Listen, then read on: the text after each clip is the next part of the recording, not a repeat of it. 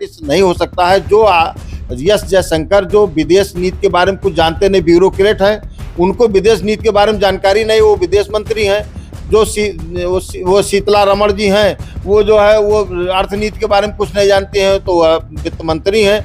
जो कुछ नहीं जानता है, ये जो क्रिमिनल है, वो जो है गृह मंत्री है। तो इस तरह जो है भारतीय जनता पार्टी का कैसे काम चलेगा। 27 में अखिलेश जी का विजन क्या है उत्तर प्रदेश का? 27 में माननीय अखिलेश यादव जी अब पीडीए के साथ जो पिछड़ा, दलित, अल्पसंख्यक, गरीब, दबा कुचला, वंचित, शोषित को लेकर के जिस तरह भगवान राम जो है लंका पर जो है बानर, भालू, रीछ, गणिका, अजामिल सबको लेकर के लंका पर चढ़ाई किए थे, उसी तरह जो है छोटी छोटी जातियों को, पीडीए की जातियों को लेकर के माननीय अखिलेश यादव जी भारतीय जनता पार्टी का झंडा उखाड़ करके फेंकेंगे। 2027 में सरकार बनाएंगे इन्हीं छोटे छोटे लोगों को लेकर के साथ में।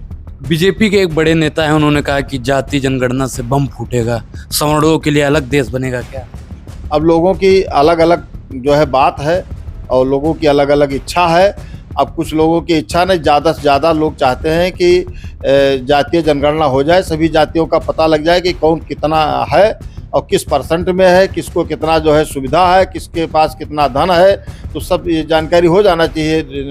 1%, 2% के लोगों पास जो 99% देश का धन है और 99% लोगों के पास 1% लोगों के बराबर धन है, तो ये तो कंप्लीट हो ही जाना चाहिए। तो जाति जनगणना होना चाहिए, ठीक है। जातीय जनगणना से ब्राह्मणों का क्या फायदा होगा? ब्राह्मणों का ना कोई फायदा है ना कोई नुकसान है। ब्राह्मण राष्ट्रवादी होता है, वो राष्ट्र को आगे बढ़ाने के लिए जो भी संभव होता है वो कर्म करता है। सनातन धर्म से लेकर के ले लीजिए, आज तक जितना जो है धर्म के लिए, राष्ट्र के लिए जितना जरूरत थी उतना बलिदान उन्होंने किया है।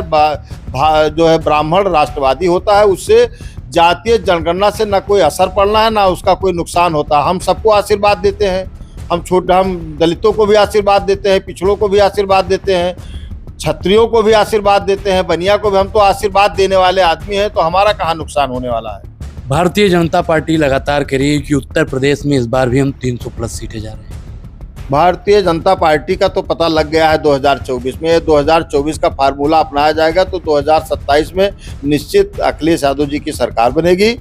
और हर हाल में भारतीय जनता पार्टी से इतना लोग ऊब गए हैं। अभी यही देख लीजिए कि जो है जो आपसे ऑपरेशन सिंदूर किया, जो कुछ किया, सो खुल करके जो है ट्रंप जो हमारे देश के लिए, ट्रंप ट्वीट कर रहे हैं, हमारे देश के प्रधानमंत्री बोले ही नहीं रहे हैं। तमाम जो है सोशल मीडिया में चीचक लेदर है पार्टी की। तो कोई अब भारतीय जनता पार्टी इस तरह काम करती है कि बताइए, उसका कोई मित्र ही पूरे विश्व में नहीं रह गया। पूरी तरह से विदेश नीति इनकी फेल है, इनकी जो है शिक्षा नीति फेल है, इनकी जो है जो अर्थनीति है वो पूरी तरह ध्वस्त है। कहाँ रुपया कितने डॉलर होता जा रहा है, अगल बगल के जितने लोग हैं सबका जो है विकास हो रहा है, सबका जीडीपी बढ़ रही है, हमारे यहाँ घट रही है। बड़ी स्थिति खराब है और ये जो है काम भारतीय जनता पार्टी से नहीं हो सकता है। जो एस जयशंकर जो विदेश नीति के बारे में कुछ जानते नहीं, ब्यूरोक्रेट हैं, उनको विदेश नीति के बारे में जानकारी नहीं, वो विदेश मंत्री हैं।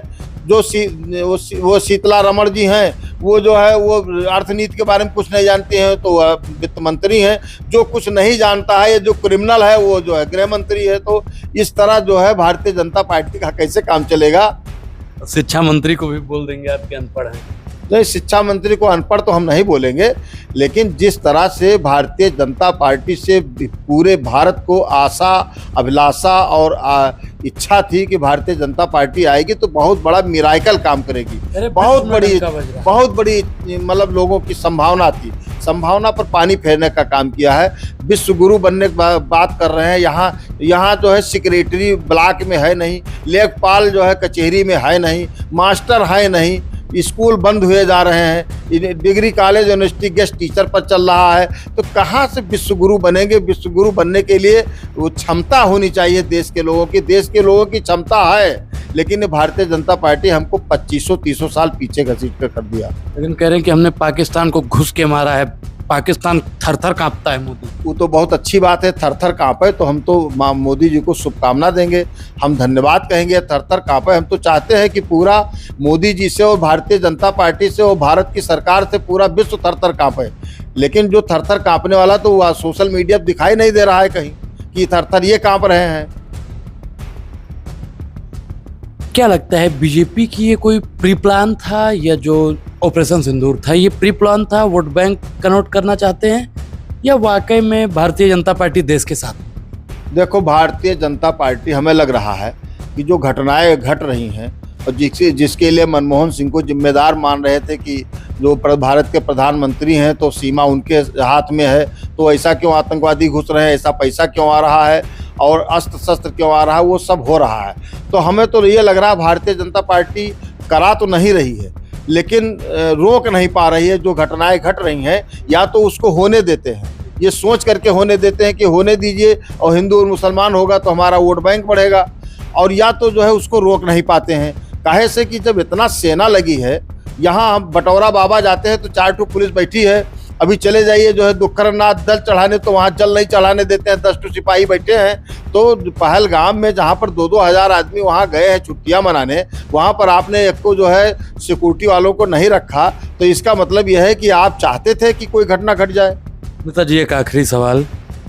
बीजेपी के एक बड़े नेता हैं, उन्होंने कहा कि महिला उत्पीड़न, यौन शोषण और SC/ST एक्ट खत्म हो जाना चाहिए, इस पर आपका क्या राय है?